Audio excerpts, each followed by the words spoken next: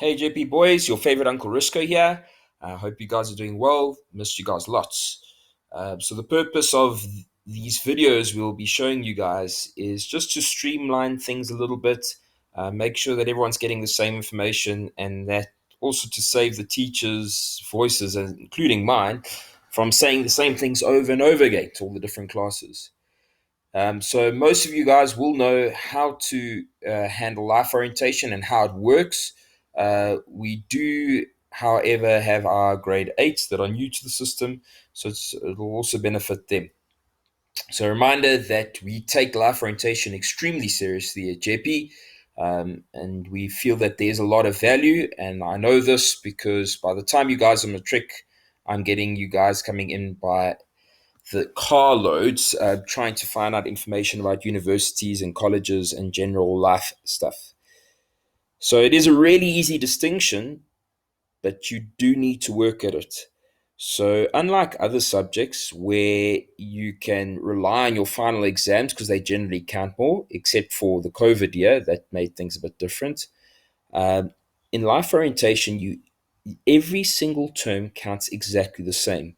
So term one counts the same as your final in term four. It's the only subject this happens with, which means that if you don't work throughout the year, you land up with terrible results. And I don't want that for you guys. So please work hard through the year. Um, yes, it is general knowledge in a sense, but the problem is general knowledge is something acquired, something learned. So if you haven't taken the time out to learn about things of the world, then I don't know how else to say this. Your general knowledge sucks. And that means that your marks for life orientation are going to be terrible. So you really do need to study things. You need to work through things. The easiest way to get a distinction in life orientation, study all definitions. The rest of it, it kind of becomes a bit of an English comprehension. I don't know if you've noticed that before, that your exams are really a glorified English comprehension.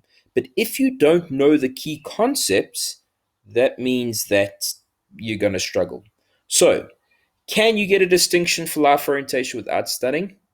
It's possible, but the problem is, and I've seen it time and time again, if you rock up to the exam and you don't know a term or concept, that means there's 15 marks or 20 marks of a paper out of 80 or 70, or now they've gone up to 100 for grade 10 to 12, which I'll talk about just now. Uh, that means that you're losing out on 20 to 30% of your paper because you don't know that key concept. So be very wary of that. Um, so the work may be simple for some of you. I want you to remember as well, you might learn things in your house, in your household, you might have things covered, but I can guarantee you there's at least one in every class where they don't have that opportunity. They don't have family building into their lives, which means that they lack key concepts, key understandings of the world. And let's have patience. Let's work with one another. Let's grow together. Okay. This is the grade 10 program of assessment. I'm just using it as an example. And you'll see that it's changed quite a bit. Grade 10 to 12, we're going to have a mid-year exam of 100 marks and a final exam of 100 marks. And term 1 and term 3 have projects that are out of 90 marks.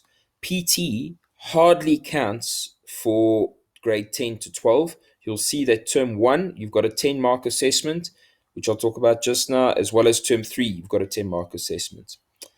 Grade 11 and 12, you will still be doing the government tasks for this year, so don't stress about it this too much. Yours pretty much stays the same. We can't give you that task on Google Classroom until we've received it from the department, so we will notify you as soon as we've received it.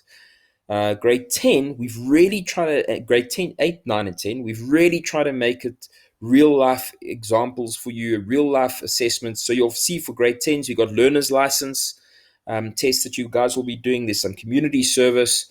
There's a Google task over there out of 50. And I think for grade 9, we're going to be doing a budgeting one, or perhaps how to start a bank account. Grade 8, we'll be doing budgeting or how to start a bank account and just real life things. You'll see that there's also an online certificate course. You guys are going to walk away with an online certificate, which can count towards your CVs, which is absolutely fantastic, and it is for free.